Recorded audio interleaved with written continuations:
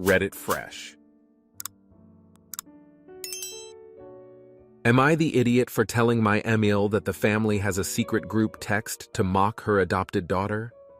My husband grew up with two sisters, but when he was a senior in high school, his mom came home from vacation with a baby. We'll call her Katie.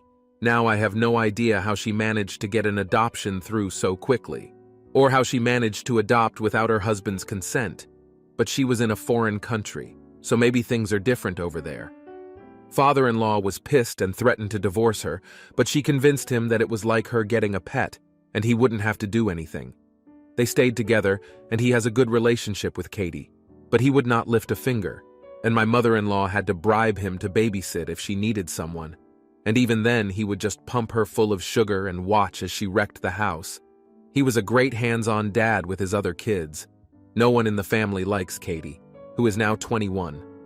She is extremely needy and attention-seeking, talks in baby talk, expects her mom to bankroll her life, and has already switched her major twice because it was too hard, all while never having a job, and mother-in-law literally waiting on her hand and foot. She is also mother-in-law's attack dog and has done nasty things to me to cheer her mom up. The other day, my husband got a text and was laughing. I glanced down at his phone, which normally wouldn't be an issue because we have no secrets. It was from File, and it said WTF is this outfit, and had a picture of mother-in-law and Katie leaving to go shopping. But mother-in-law was wearing normal jeans/sweater/boots, so I know he meant Katie, because she likes to experiment with fashion. My husband admitted that they, him, his dad, and both sisters, talk about her sometimes, and he let me read through it. Father-in-law has sent multiple candid pictures of her, and in a few she looks drunk. One was captioned, "Just go back where you came from," and there was one that said, "I'm about to leave your mom," and a video of Katie in his bed, screaming at him to get out. She's going to sleep with her mommy, and calling him mother-in-law's fuck buddy. I honestly felt bad for Katie. I don't even like her, but it was sad. They were comparing stories about her and making fun of the way she dresses. I ended up telling mother-in-law, and father-in-law messaged me that I was trying to ruin his marriage, but he loves his wife and daughter and was just blowing off steam. One of my sister-in-laws is mad because she says mother-in-law was a sucky mom and they need to vent, but they don't even talk about mother-in-law, and my husband says it was just a joke and I should have stayed out of it. Katie is a lot, but I just felt bad, not the idiot. Katie is a lot because her family failed her in every way possible. Her mother is obviously overindulgent and lets her have anything she wants. Her father is a deplorable bully who makes terribly demeaning comments and jokes, makes videos of her without her consent, and her siblings join in. Also, the fact that she is still a baby at 21 and wants to sleep with her mommy doesn't sit well with me, man. This doesn't sound like a regular spoiled brat of a girl. Is it possible she has any developmental disorder or any trauma that causes her to regress? Everyone sucks here. The mom for bringing a literal human being into the family without consulting said family and saying it's kinda like a pet. The father, because he is so petty, he refuses to raise a child properly after staying with the mother. The child has no fault but gets the blame. The rest of the family made fun of the child that was also a victim of the situation. And maybe you're telling the milk instead of confronting the people making fun of her. I kinda get why they needed a way to vent their frustrations. Now for the next story. Am I the idiot for hitting my mother-in-law where it hurts? I already know the answer to this. I just want everyone to tell me what a witch I've been. My daughter was born 3 years ago. After 36 hours in labor, I had a C-section. After I had trouble breastfeeding, my milk never came in properly, and after 2 months of pumping and supplements and praying and crying, we gave up and switched to formula completely. I had my son 3 months ago via section. I tried breastfeeding, but again it didn't work. I gave up quicker this time, and we are using formulas. My mother-in-law has spent the last 3 years crowing about my failures as a mother. All her children were born naturally. She had no trouble breastfeeding. C-sections are for quitters. Her body was just made to be a mother. But don't worry, dear. I'm sure you're good at other things. Blah, blah, blah. It's ramped up with the new baby. Every time I see her, which has been a lot, just little passive-aggressive digs at me. My husband has asked her to stop. My father-in-law told her to stop, but she just plays dumb. For 3 years, I kept quiet to her face. but she made me cry more than once in private.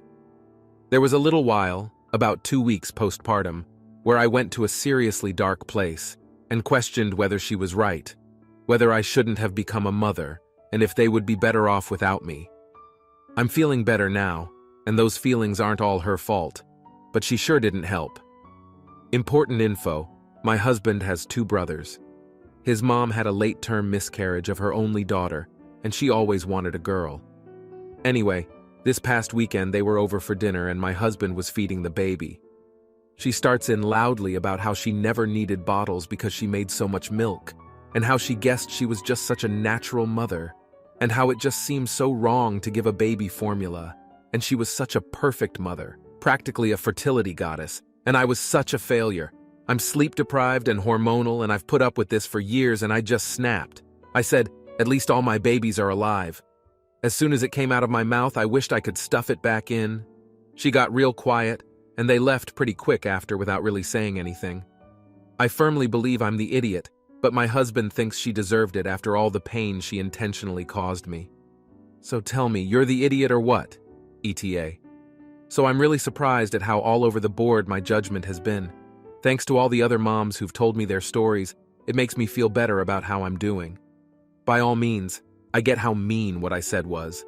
It actually surprised the hell out of me, and I feel ashamed I said it.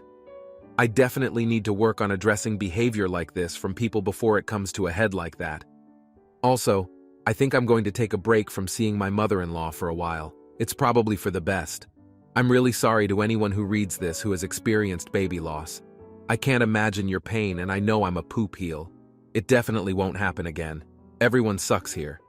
But honestly, she was worse. It was a low blow on your part, but she spent 3 years being horrifically cruel to you because she got dealt a better hand in the birth and breastfeeding department. I can't believe you and your husband put up with that. Did you and/or your husband ever have a serious talk with her about how mean she is to you and how much pain she's caused you? Not the idiot. Maybe you stopped her in her tracks. Maybe she will realize that she crossed several lines years ago, and it's time for her to shut the flip up. Since you are having second thoughts, it may be a card you play only one time if the message was not received loud and clear. Nothing can help your mother-in-law. She is toxic.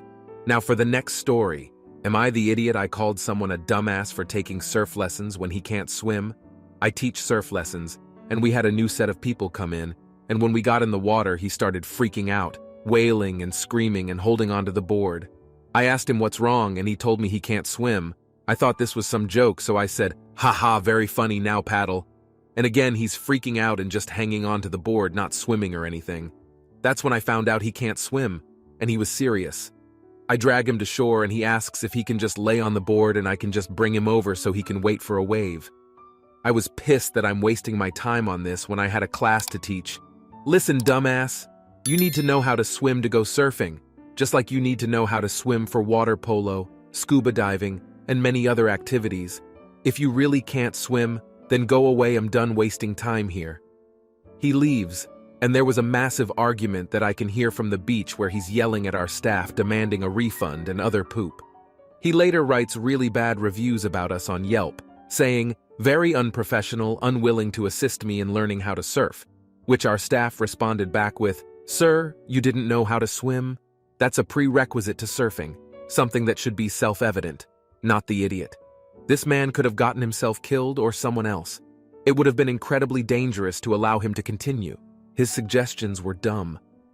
It's pretty sad that one wouldn't assume you would need to know how to swim to go out into the ocean. That's how people drown, not the idiot. You'd also be amazed how many people try to scuba dive when they can't swim. Absolutely astounds me. It's the ocean? Scuba diving is fairly safe, but being able to swim in the huge ocean where anything can happen is kind of basic. The lack of common sense on people, and this dude amazes me. Now for the next story.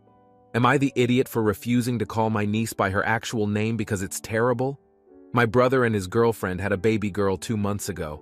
I didn't visit her in the hospital due to the restrictions, but I quickly found out that they named her Celexa. One Google search will tell you that is the name of an antidepressant medication.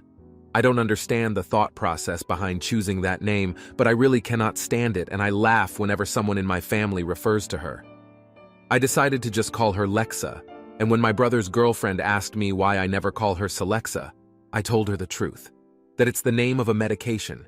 And now apparently I've got her upset because she's worried that people are going to bully their daughter. Nobody in my family seems to be on my side, so now I'm wondering if it was a mistake to point it out. So, am I the idiot? You're the idiot. I mean, basically, you're the first bully in this kid's life, so congrats on that. People sometimes have unusual names. Being so immature and petty that you refuse to refer to a human being by their name is stupid and mean. Grow up, you're the idiot. Not for answering her question, but for unilaterally deciding your niece's name sucks, laughing at it, and refusing to call her by it. I doubt little kids are going to know the brand names of citalopram. And by the time they are old enough, your niece will be old enough to decide what she's going to be called.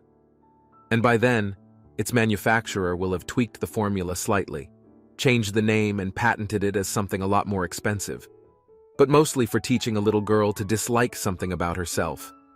There's no reason for her to be self-conscious about her name, but you are actively teaching her that there's something wrong with it.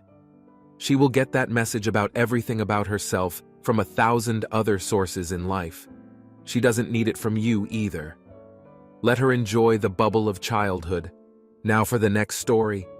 Am I the idiot for refusing to clean the otter habitat in our zoo every day? For a pregnant co-worker? I, male 22, and this co-worker just recently got hired as first-time zookeepers in the past couple months. She seemed nice enough when I met her, and we didn't talk a whole lot as our work didn't overlap. She's being trained on small mammals, whereas I'm a swing keeper, basically a junior keeper who fills in as an assistant as needed. But a couple weeks ago, she told me that she needs help cleaning the otter dens and wants me to do it every day for the foreseeable future instead of her, which, from my limited experience in that enclosure, was not news I was thrilled to hear. I asked her why I'd need to do that every day. That's part of her job. She told me that she's pregnant and that the smell in there is making her sick. I said, "They're otters. That smell makes everyone feel sick." But she insisted. I said no. Why should I have to spend half an hour there every single day on top of everything else I already have to do? But she got mad, and I reluctantly gave it a go that day. It was a miserable 30 minutes. The next day she insisted again, but I put my foot down. I told her I hate the otter smell too, and I had other things to do besides do her job for her. I said I'd even be willing to help with the cleaning for any other small mammals, but not the otters. But she insisted I help with the otters and said I was being insensitive to her needs. In the end, we got in a bit of a fight, and our supervisor got involved and basically took her side and asked me if I could spare some time each day to clean the otter dens, and that this was part of giving reasonable accommodation for her pregnancy, which I just didn't think was fair. And now the co-worker won't speak to me. Am I the idiot? You're the idiot. 10-year zookeeper here, working otters for 5, 1 year of which I was pregnant. Made an account just to tell you how much of an idiot you are.